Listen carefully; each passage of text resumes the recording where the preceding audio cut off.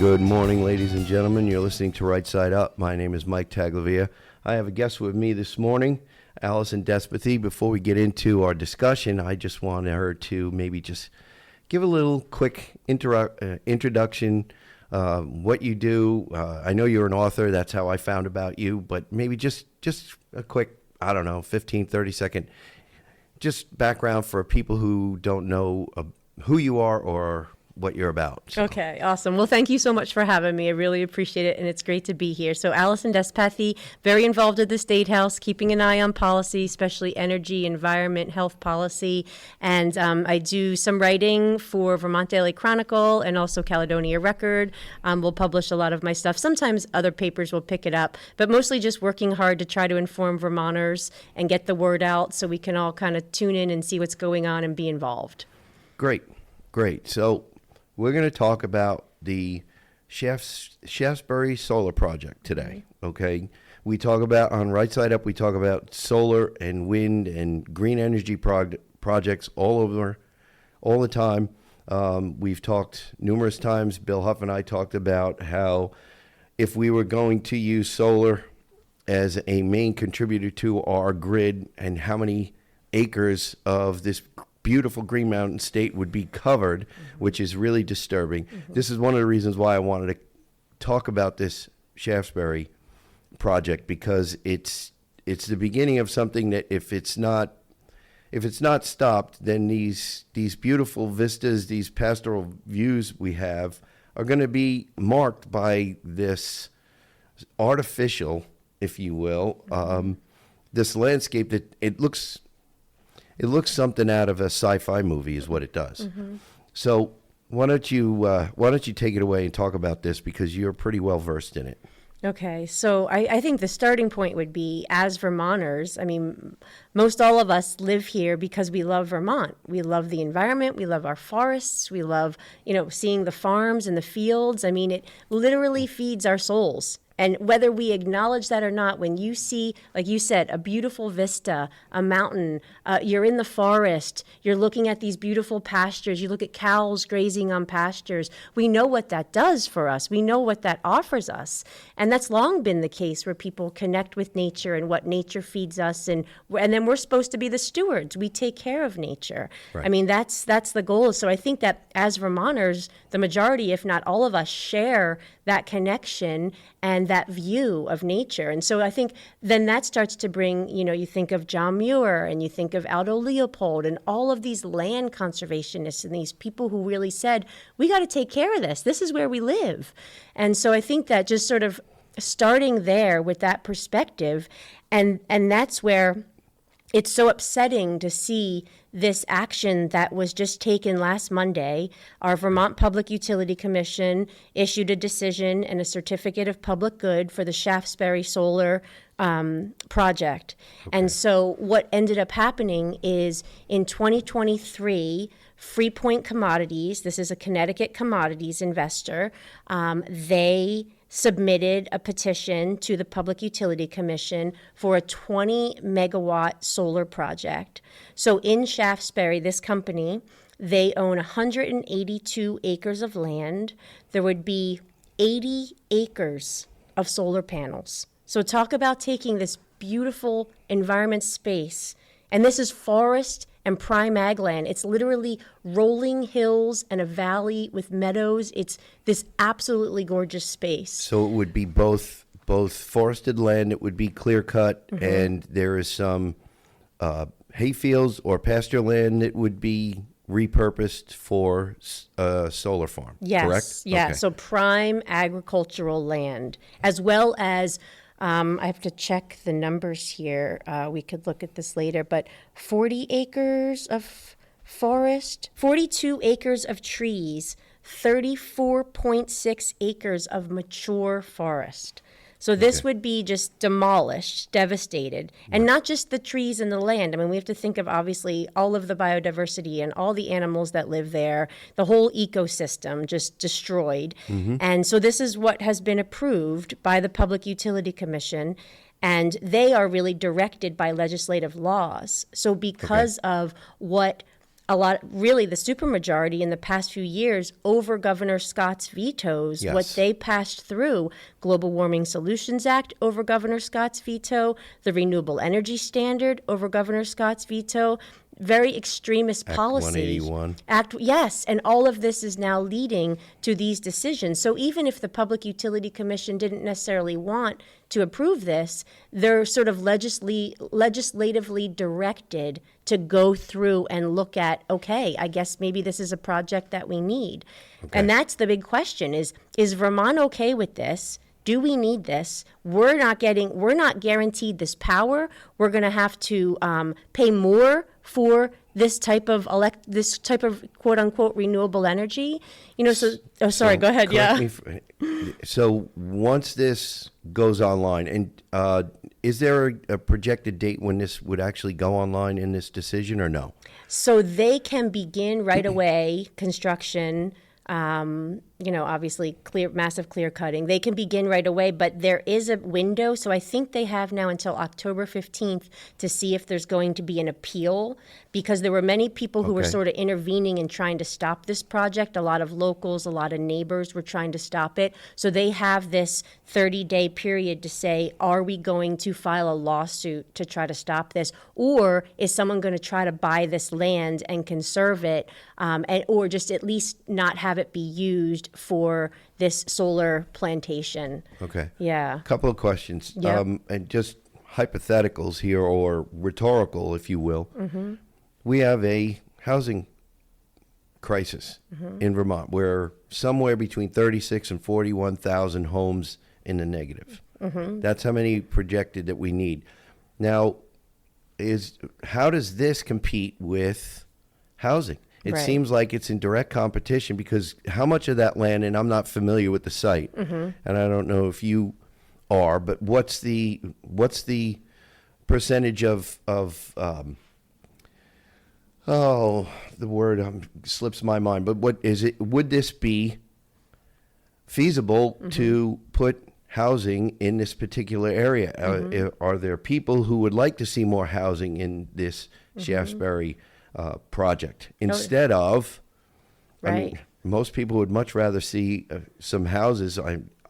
181 acres is what you said? So 182 acres is the plot that they own, and 104 acres will be devastated for this solar plantation to go in.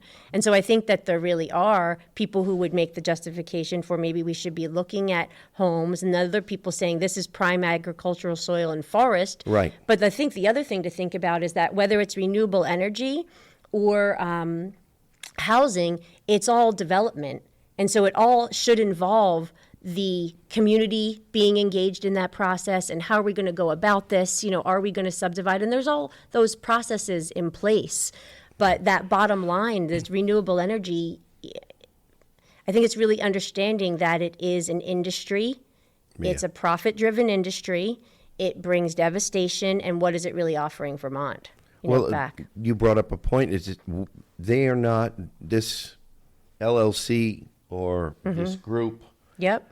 they're not obligated to tie into Vermont's grid to provide the state of Vermont with this energy. It's going to be sold out of state, and most likely it would be going to out-of-state buyers. Yes, and that's where you also have the renewable energy credits, right? So basically, they're creating this energy that sort of has this high value. Who's going to be the highest bidder? Does Connecticut, the state of Connecticut, or some of the utilities down there going to buy these RECs so they can say, hey, look, we're green. Meanwhile, what does that do to Vermont? We have much cheaper land than many of these other New England states. Right. So if they're coming up and buying up land and saying, we're going to basically literally have a solar plantation, but you don't get this, Vermont, this does not go towards your renewable energy, goals or mandates. It doesn't have to go to you. It could be sold to whoever. It could be sold to, someone who claims that their AI is green, their artificial intelligence, So we have no control over that at this point in the way that the laws are laid out in our state. We just know, and this is one of the things I did bring with me here.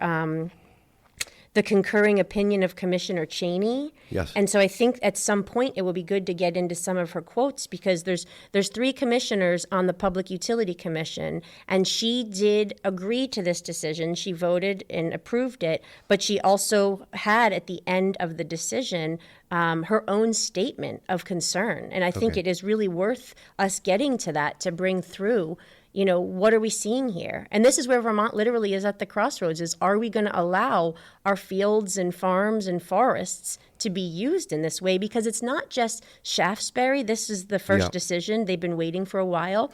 But it's also Panton.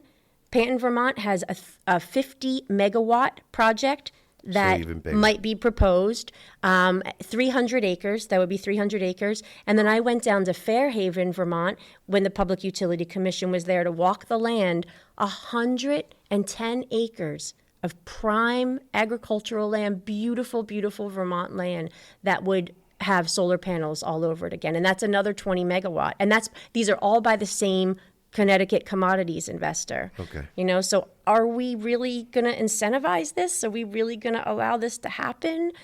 Well, the thing that bothers me about it, well, there's a couple of things. Number one, wouldn't we be better off putting in much smaller solar projects, mostly private? And but what I mean by private is private homeowners or private businesses, parking garages, self-storage units. Exactly. The perfect areas for it. Yes. Homeowners that have either a roof that would be ideal for it or a side yard that would help with them with their electric bills and maybe get fed back into the grid. Although net metering right now I think needs to be tweaked if it's going to be beneficial for a homeowner. Yes. But the idea that we already have cleared, this land is already cleared. It's already tied to the grid in one way or another, so we don't have to have transmission lines. We're not taking working lands or agricultural lands out of production, and in most cases, they're not going to be these massive projects that are really, when you compare them to the, like we said earlier, the pastoral views or the we're coming up on leaf peeping season. Right. Who wants to, drive down, look at the color, and now what's that? Right. And Oh, that's where that's a people massive make solar. the argument all the time, like, oh, well, we banned billboards, but what, we're going to be okay with fields of solar panels? Those are billboards. Yeah, exactly. They're worse. They're worse. And I'm so glad you're bringing up the built environment, because there are ways that the laws could be created where we incentivize building on a brownfield, building on a landfill, building on a parking lot. But then what you said, you've lived off grid for, what it's like to live off grid with solar panels, Yep. which is amazing. Quite a And- number of years. Exactly. And so not only from a saving money, but also from the independence standpoint. That was a driver for us. Yes. The independence. Yeah, But, exactly. we have to come to the realization, what is it? It's a very low percentage. What is it? Solar only still contributes just barely more than 10%? Yeah, exactly. Okay. And again, very intermittent. We're not relying on that. That's for sure. It's absolutely intermittent, especially in this state. Exactly. Given our long winters.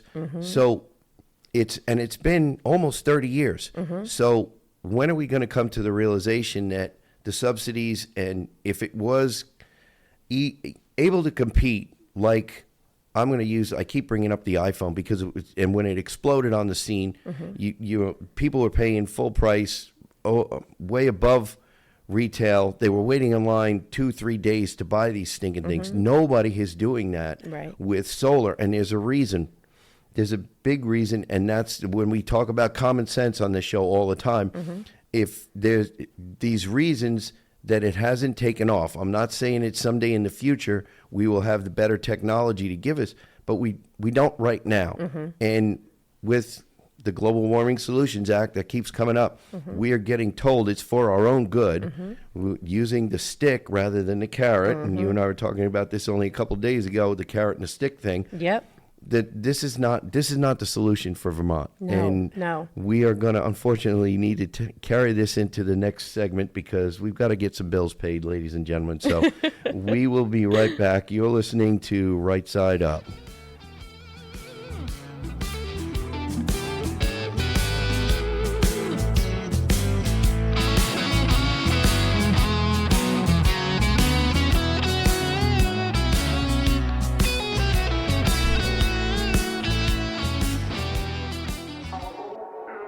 Hey, this is Steve from Granite Rock. I'd like to thank Mike Tagliavia and Right Side Up for being part of Granite Grok and Grok Media LLC's podcast network. You can check out all our programs every night of the week at 8 p.m., except on Tuesdays when we do Granite State Live, which starts at 7 p.m. Eastern Time. Please make sure to check out all our programming, including Grok Talk, Granite State Live, Justice for All, Right Side Up, Manch Talk, The New England Take, and our newest edition, The Elsa Kurt Show. You can also check out content from Shadowband, The Blue Collar Intellectual, The Generation Report, and the Vermont Podcast. And be sure to visit granitegrok.com for news and opinion you can't get anywhere else.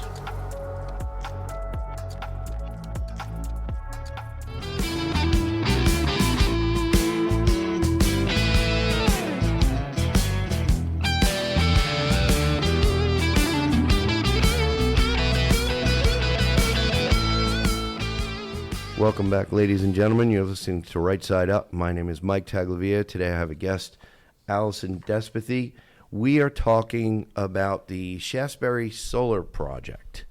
And we've got a lot of stuff to still cover. We're probably not going to cover it all. So before we get too deep, and I wind up forgetting to remind you, tell our listeners where they can find this documentation that you have, that you sent to me, so that they can go at their leisure and maybe page through this and see if they find things they like, they don't like. Like you said, there's gonna be an opening for an appeals process. So with a little bit of luck, people who are listening, they're concerned about this, they'll be able to find it and maybe be part of that appeals process. Yes. So this would be found on the Public Utility Commission website and EPUC, and you could do Shaftsbury Solar, and if you just plug in that as a search, and this decision will come up. And I will say it was a 76-page decision. Not many people are going to read 76 pages, but what I would encourage you, if possible, is starting on page 69, maybe read the beginning, get the background. Starting on page 69 is the concurring opinion of Commissioner Cheney, and I think that is really critical, because it highlights the issues with the project. It highlights maybe where we can move forward as a state to correct the problems that are coming from the fact that we have this really aggressive extreme renewable energy standard and our Global Warming Solutions Act. So I think she does offer some of that info. So easily found online if people want to check it out, definitely. Great. And I would say that if it's okay, if you don't mind, if I read some of her quotes in here. No. I just think it's it a matter nails of public it. record. Oh, Then yeah, go ahead. exactly. Yeah. I think it's so important. So basically, one of the quotes that I pulled out is her saying, this is Margaret Cheney, Public Utility Commission Commissioner, "It is important to emphasize the scale of the facility. It will be huge and it will have impacts. An 80-acre industrial-scale solar project and 2 new substations will be built on land that now consists of rolling hills, agricultural fields, open meadows, dense forested areas, and scattered homes. More than 104 acres will be disturbed as part of the construction, including 64 acres of prime agricultural soil. More than 42 acres of trees will be cut, including 34.6 acres of mature forest." And I just want to continue one thing. "However," she says, "it is possible that neither the power from the facility nor its renewable energy credits, RECs, will benefit Vermont because they could be sold outside the state. In other words," she says, quote, "in other words, Vermont will bear the burdens of this facility, but might not directly reap the environmental benefits that it provides, if we even think it's providing benefit with knocking down all of this forest, clear-cutting this forest, and putting up this project." And for people who, really sort of think about carbon, one thing I would say is, what do we have here? 76 acres of forest in Vermont, the lowest greenhouse gas emissions in the nation, right? So when people... Well, with respect to that, aren't we actually negative in that because we have so many trees? We're 76% wooded. Yes, So the trees, carbon yeah. sequestering. So for people who get concerned about this carbon, we've got massive carbon sequestering. And so this is one of the points that she also brought up is, hey, we're knocking down all this forest. for people who are concerned about carbon sequestration, are we ever going to, get the benefit back from this solar project? And we also have to keep in mind, Mike, and I just think this is so important for people to realize, is there is no energy transition. We are not replacing any sort of petroleum products with renewable energy. It's all ramping up as the demands for energy ramp up. And that's data centers and artificial intelligence and all of the energy demands that come with that. And so I think that there still is this this mentality or thought process where people think that we're going to replace these petroleum products. We're going to stop using fossil fuel, and it's just not a reality. No, it's not, like No. we talked about in the first segment. It's, Right. Solar is only, I think it's only like 12%. 10 or 12%, yes. Yeah. So, and like you said, solar, it doesn't have, it's not like petroleum products or coal.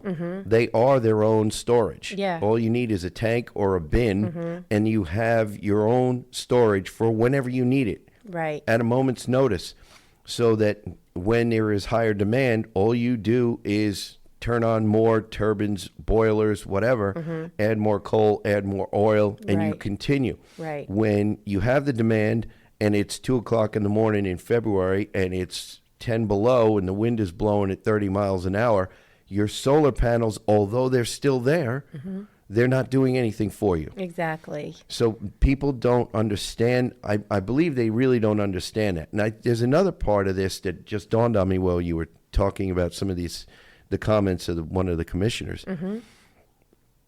Is what is the impact to the environment that nobody talks about?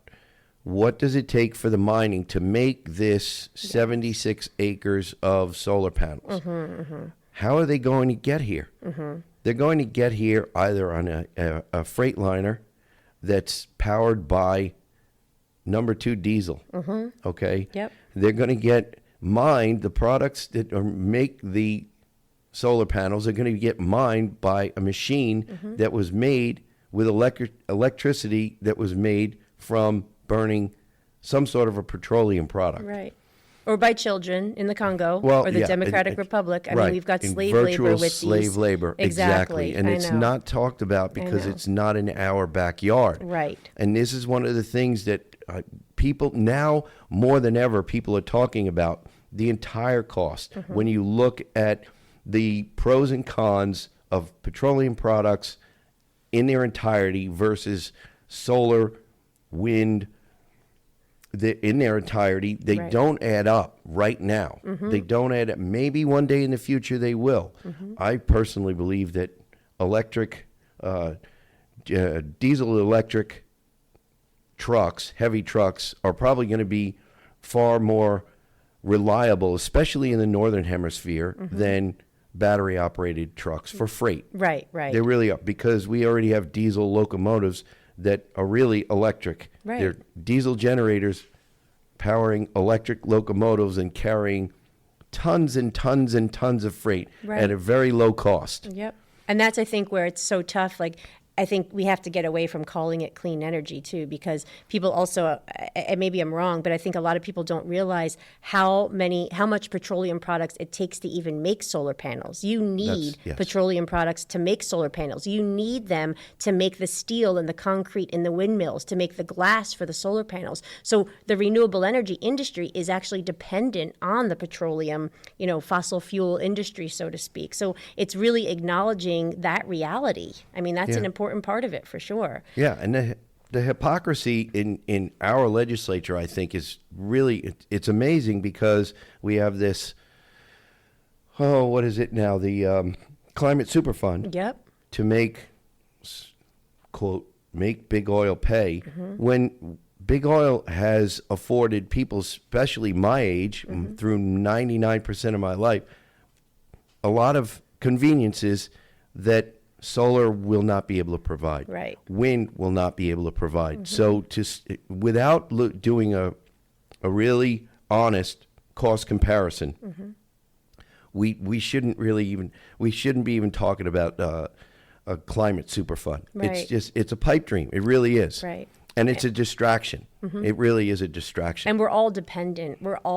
We all use these products, our toothbrushes or, something plastic, this, that, or the other, or the glass or whatever it might be. We're all completely dependent on these petroleum products. And that's where the hypocrisy piece comes into play. Right. I mean, and then even your E EVs. How many plastic products that are made from petroleum are in your EV? I'm not telling you don't buy one. Right. Heck, buy two if you want. But don't tell us that we only have one option. Right.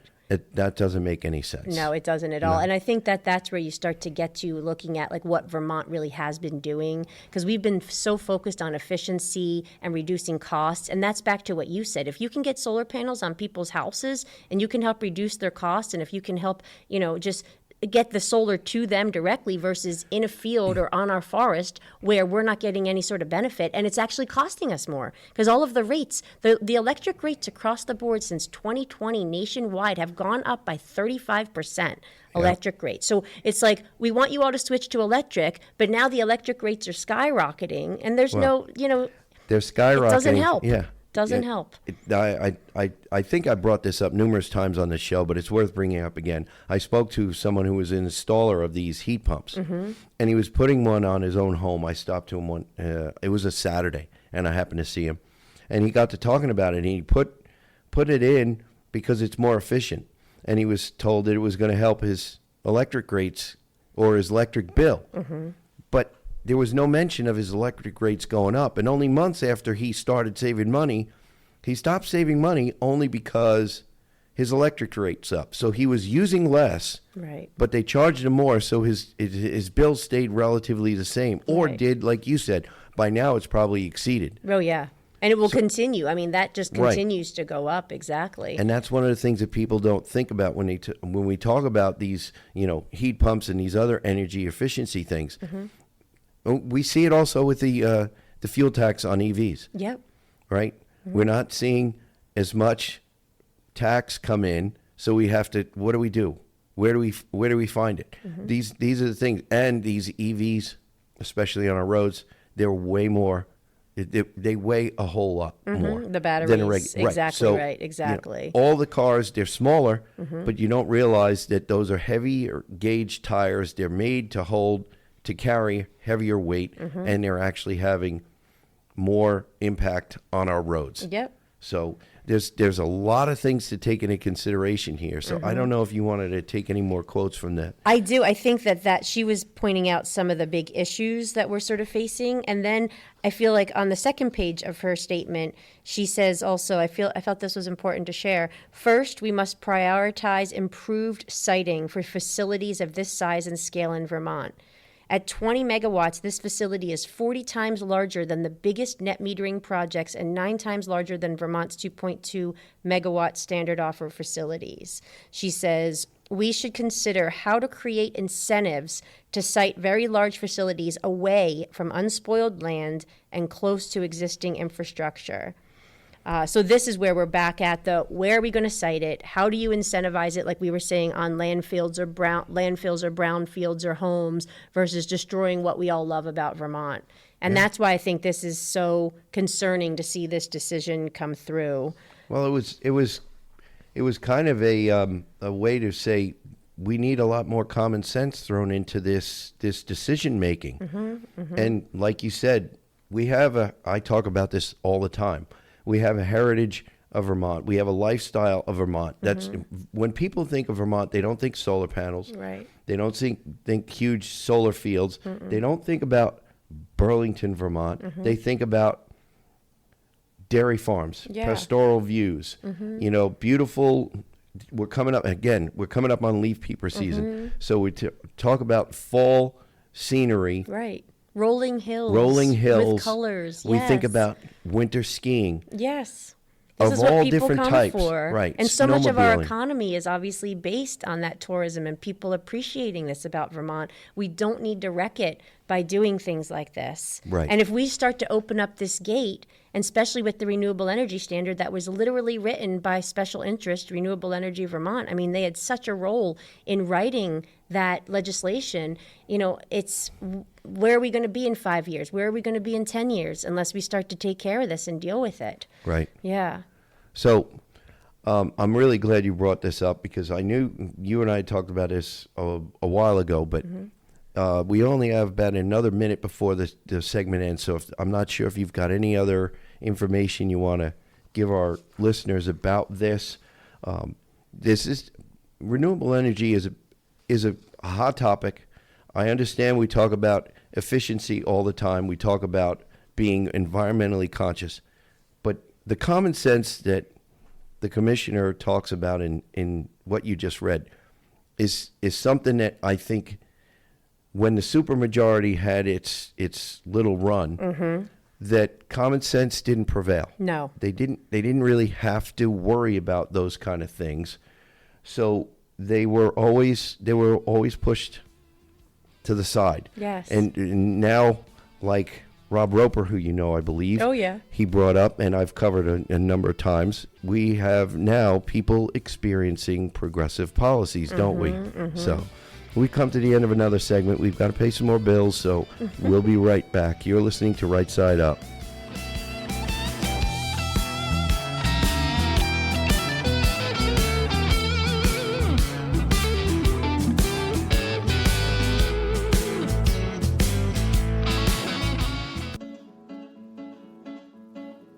Not everyone can get up every day and look for ways to piss people off.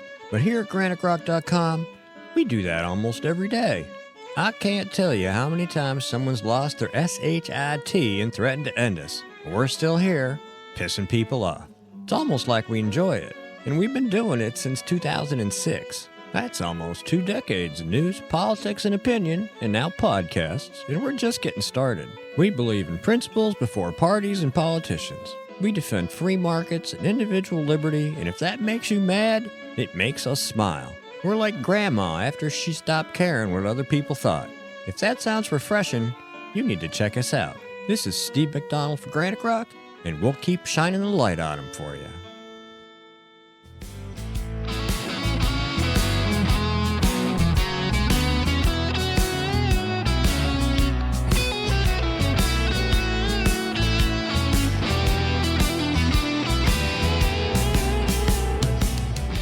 Welcome back, ladies and gentlemen. You're listening to Right Side Up. My guest today is Alison Despathy. We'll get back into our conversation right after I remind all of you out there how you can get a hold of us and where you can find us if you miss us on the radio. First, if you need to drop us a line, or if you'd like to, rightsideUpradio@gmail.com. If for some reason you can't find us on WNTK radio, you can go to WNTK.com. Slide over to the podcast button. Click on it, scroll down to Right Side Up, and you can click on any number of our shows, listen to them, share them with a friend. Hopefully you like them enough to share them. You can also find us on GraniteRock.com. You can find us on Podbean. You can find us on 802 Scoop Facebook and 802 Scoop YouTube. Okay, so I think we've covered all the business we need to. You had some other things you wanted to talk about to close this final segment here. So yeah, I think that just where we left off before with you said people experiencing progressive policies, right? That was the phrase? Yeah. Yes. And so just to go back to that, basically we need to sort of clean up the damage that the supermajority did. Yeah. And this is where it's getting into what I think I see many of yourself and other Republican representatives and legislators trying to do is let's bring some balance back here. So looking at some of the legislation to repeal the renewable energy standard, that was Rob North, right? Representative Rob North, Addison, that's awesome. Repealing the Global Warming Solutions Act. And I had recently written, I don't know if you saw it, but it was the Vermont Climate Trap, where basically we have, because of the Global Warming Solutions Act right now, which is completely focused on greenhouse gas reduction requirements, we know that any of the policies proposed to try to do that would have an undue adverse effect on Vermonters. They're going to be really expensive. They're going to raise the cost of heat and transportation fuel. So we know that. So if we can't reduce our already really low greenhouse gas levels, emissions, then we're going to be sued. And we've already been sued, and we won that lawsuit, but we won't win the next one. So we're in this trap right now unless we repeal the Global Warming Solutions Act. And then we also, I think I wanted to throw in there, Mike, that looking at renewable energy and climate policy as very different than environmentalism.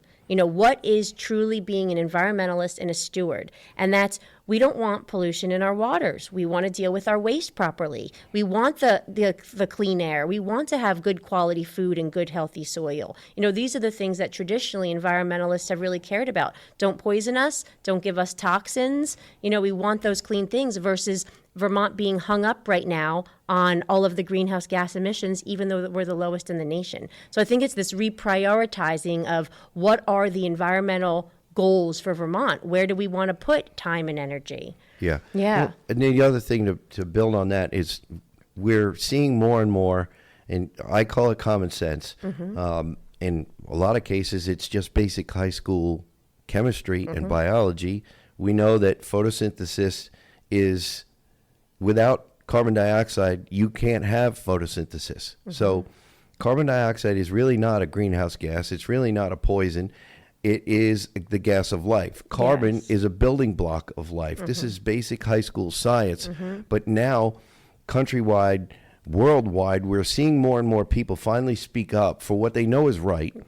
And it's going to find its way into this beautiful Green Mountain state. It will. It will. Okay, it's going to blow from the westerlies across the Lake Champlain and find its way over this way. It's going to drift across the Connecticut River or travel across, find a bridge or whatever. It's going to find its way in. Right. It's going to find its way in via the airwaves. It's going to find its way in via the internet. So there are a lot of people who are finally speaking up. They're finding that it's okay to speak up, that there are people who will step up and stand up behind them and back them up. So this is going to be an enlightenment, I think, even for our state. Our state, like you said, it's not going to thrive economically if we kill ourselves with this, our economy, with these undue regulations that draw our emissions, if you want to even call them that, Right.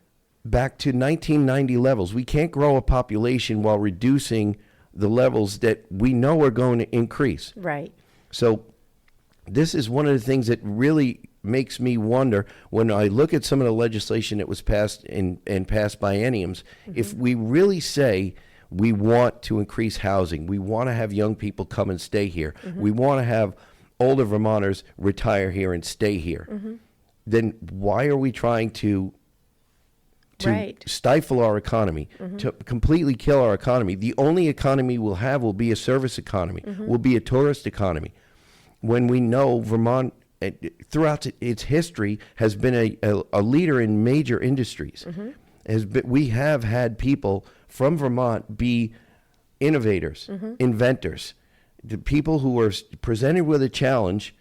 Even in these rural mountains, they were able to come up with a plan and a product that was able to fix problems for people across the country and across the world. Right. And if we keep doing this thing where we just keep saying we have to cut back, we're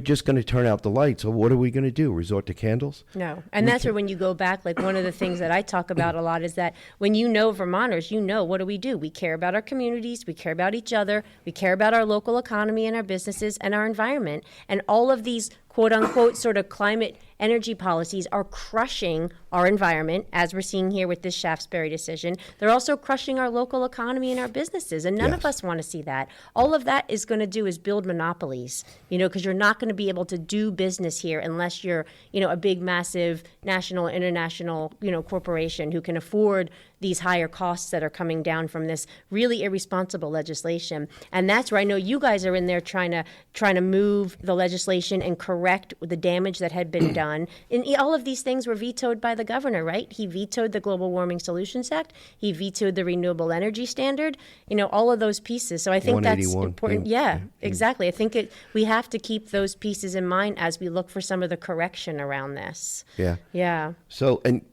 the interesting thing, I've been hammering Act 181 a lot, and I'm curious about what was looked at. Not that I really believe that this is the way you need to go to steer development, but in the 181 maps, they come out of the conservation design map with respect to forested land,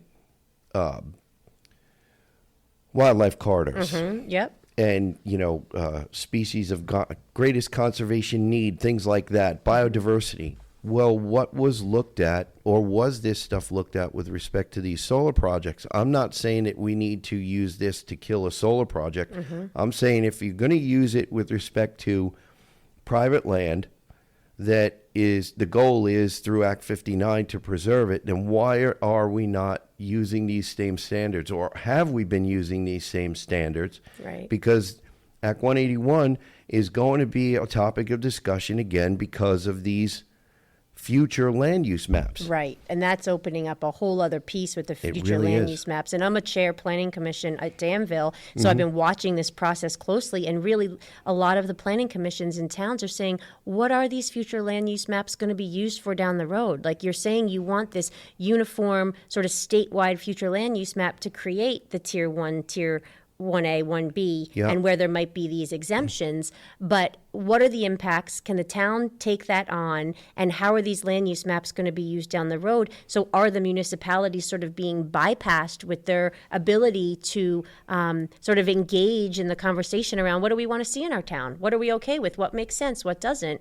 Right. Are we going to be sort of pushed out of the picture? And that is a legitimate concern that many planning commissions have right now on the future land use maps. Right. Yeah. Now, how many towns? 254 in.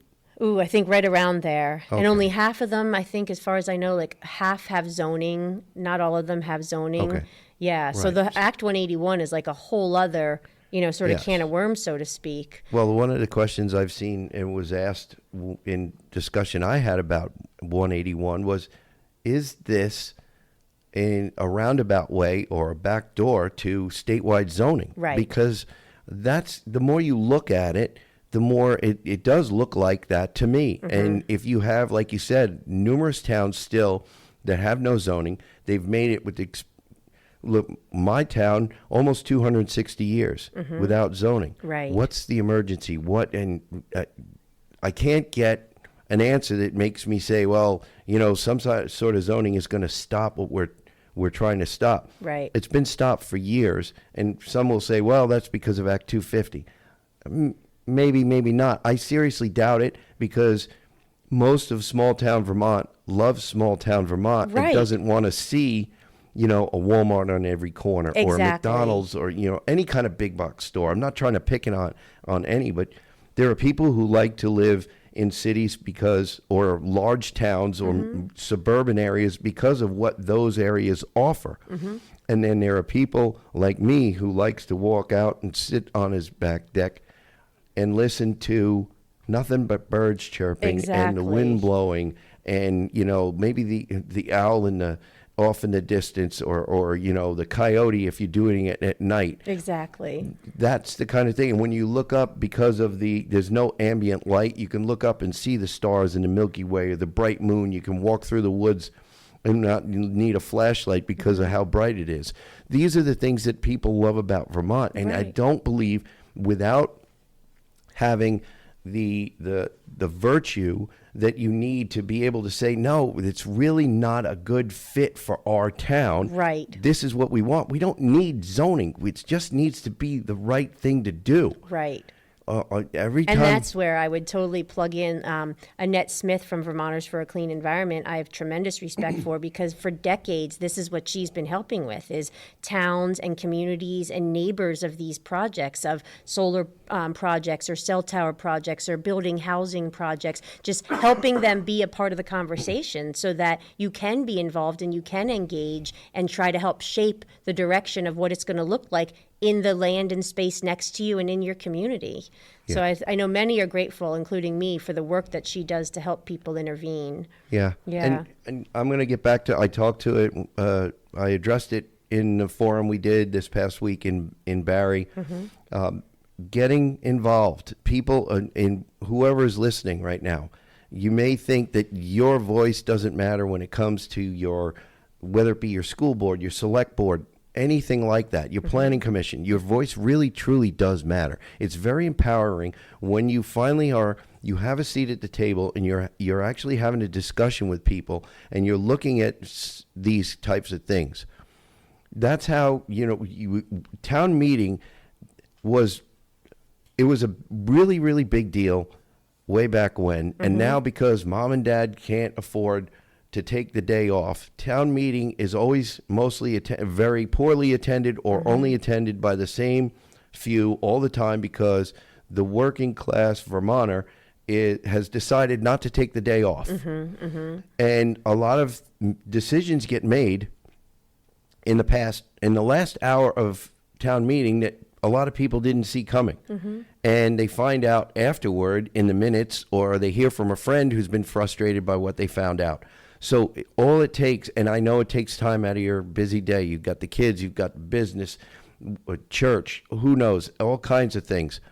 But if you take a little bit of time, you'll find that when you get more people involved, it doesn't take quite as much time, because you have more heads digesting the same amount of information. Right. So this is why I'm not going to stop asking people No, to you have to go there. Please get involved, stay involved, talk to your friends, find out what's going on in your town, find out what's going on in your district, and make sure, again, who is your senator up in Montpelier?